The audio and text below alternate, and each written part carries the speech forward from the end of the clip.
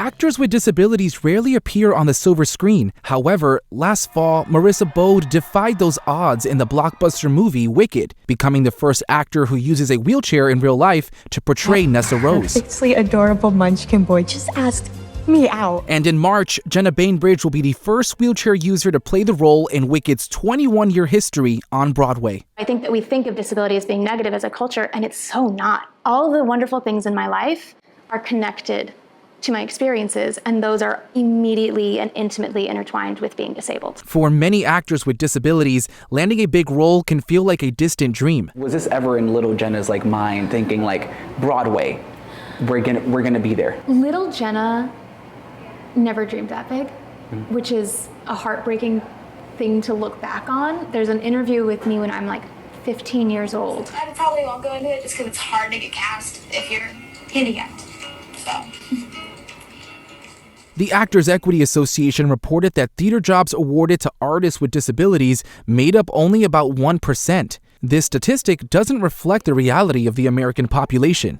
20% of the population has a disability. Every one of these shows, in theory, 20% of these characters have disabilities. But we've always been here. Let's include those stories on stage. Last spring, Bainbridge also made history as the first wheelchair user to originate a role on Broadway in Suffs the Musical.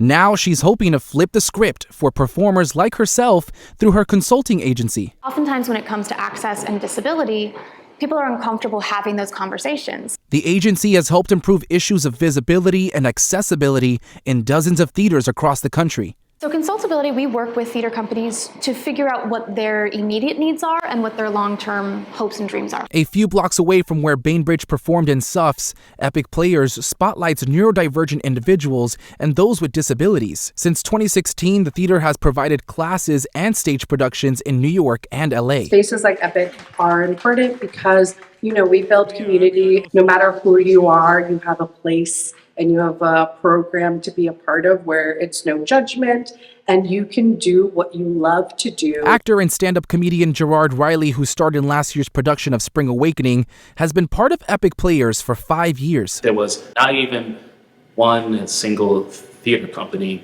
where people like myself who has autism or any other developmental disabilities, a safe place to belong, and also perform, and also given a chance. What is your advice to young actors and creatives with disabilities who one day want to see their names and their faces etched on these walls? Know that your stories are needed.